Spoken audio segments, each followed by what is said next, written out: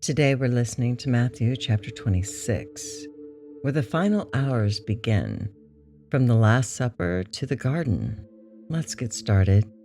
When Jesus had finished all these words, he said to his disciples, "You know that after 2 days the Passover is coming, and the Son of Man will be delivered up to be crucified." Then the chief priests, the scribes, and the elders of the people were gathered together in the court of the high priest, who was called Caiaphas. They took counsel together that they might take Jesus by deceit and kill him. But they said, "Not during the feast, lest a riot occur among the people." Now when Jesus was in Bethany, in the house of Simon the leper, a woman came to him having an alabaster jar of very expensive ointment, and she poured it on his head as he sat at the table. But when his disciples saw this, they were indignant, saying, "Why this waste? For this ointment might have been sold for much and given to the poor." However, knowing this, Jesus said to them, "Why do you trouble the woman? She has done a good work for me. For you always have the poor with you, but you don't always have me. For in pouring this ointment on my body, she did it to prepare me for burial. Most certainly, I tell you, wherever this good news is preached in the whole world, what this woman has done will also be spoken of as a memorial of her." Then one of the 12, who was called Judas Iscariot, went to the chief priests and said, "What are you willing to give me if I deliver him?" So they weighed out for him 30 pieces of silver. From that time he sought opportunity to betray him. Now on the first day of unleavened bread, the disciples came to Jesus, saying to him, "Where do you want us to prepare for you to eat the Passover?" He said, "Go into the city to a certain person and tell him, 'The teacher says, my time is at hand. I will keep the Passover at your house with my disciples.'" The disciples did as Jesus commanded them, and they prepared the Passover. Now when evening had come, he was reclining at the table with the 12 disciples. As they were eating, he said, "Most certainly I tell you that one of you will betray me." They were exceedingly sorrowful, and each began to ask him, "It isn't me, is it, Lord?" He answered, "He who dipped his hand with me in the dish will betray me. The Son of Man goes even as it is written of him, but woe to that man through whom the Son of Man is betrayed. It would be better for that man if he had not been born." Judas, who betrayed him, answered, "It isn't me, is it, Rabbi?" He said to him, "You said it."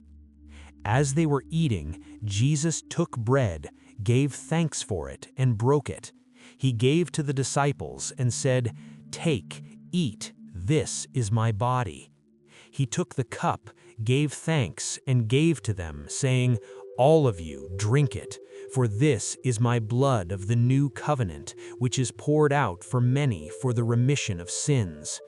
But I tell you that I will not drink of this fruit of the vine from now on until that day when I drink it anew with you in my Father's kingdom."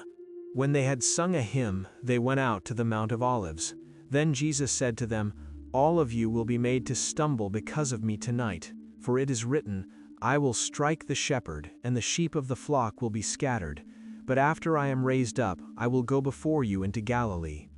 But Peter answered him, "Even if all will be made to stumble because of you, I will never be made to stumble." Jesus said to him, "Most certainly I tell you that tonight, before the rooster crows, you will deny me 3 times." Peter said to him, "Even if I must die with you, I will not deny you." All of the disciples also said likewise. Then Jesus came with them to a place called Gethsemane and said to his disciples, "Sit here while I go there and pray."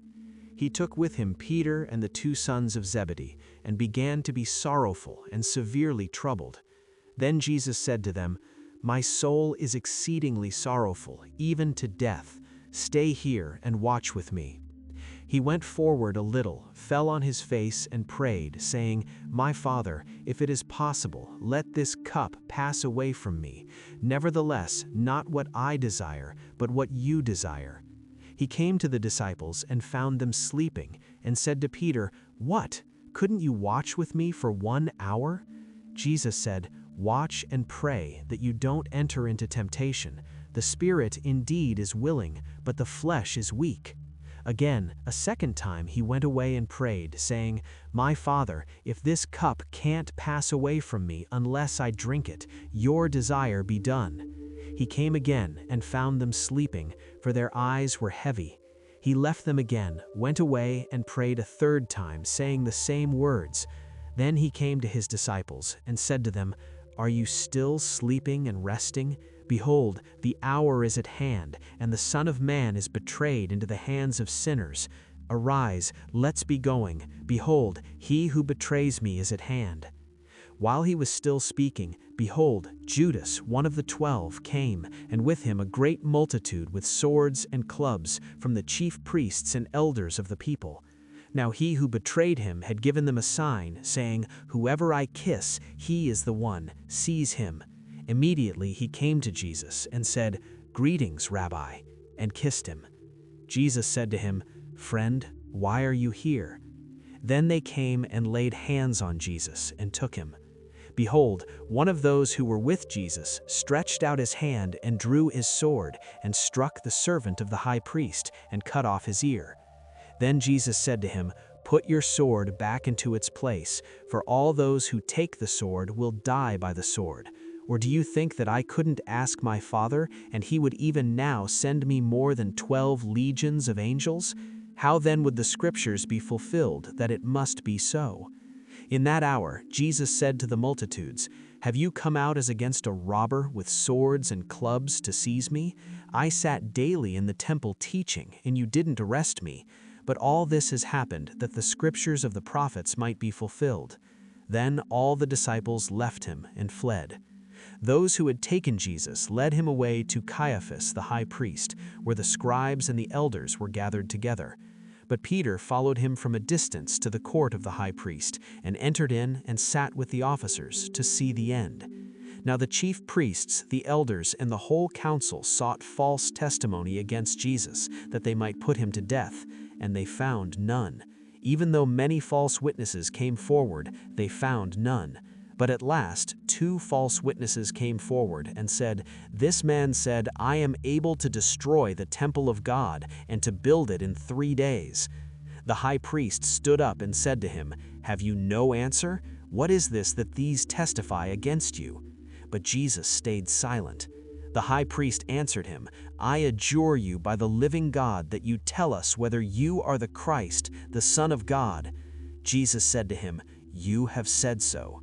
Nevertheless, I tell you, after this you will see the Son of Man sitting at the right hand of power and coming on the clouds of the sky." Then the high priest tore his clothing, saying, "He has spoken blasphemy. Why do we need any more witnesses? Behold, now you have heard his blasphemy. What do you think?" They answered, "He is worthy of death." Then they spat in his face and beat him with their fists, and some slapped him, saying, "Prophesy to us, you Christ. Who hit you?" Now Peter was sitting outside in the court, and a maid came to him, saying, "You were also with Jesus the Galilean." But he denied it before them all, saying, "I don't know what you are talking about." When he had gone out onto the porch, someone else saw him and said to those who were there, "This man also was with Jesus of Nazareth." Again he denied it with an oath, saying, "I don't know the man." After a little while, those who stood by came to Peter and said, "Surely you are also one of them, for your speech makes you known." Then he began to curse and to swear, "I don't know the man." Immediately the rooster crowed. Peter remembered the word which Jesus had said to him, "Before the rooster crows, you will deny me 3 times." Then he went out and wept bitterly.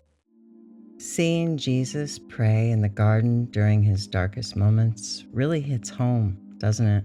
Does that change how you approach your own tough moments? Let me know your thoughts down in the comments. I hope you'll join me next week where Jesus faces the cross in Matthew 27. Thank you for joining me today. As always, take care. God bless. Bye.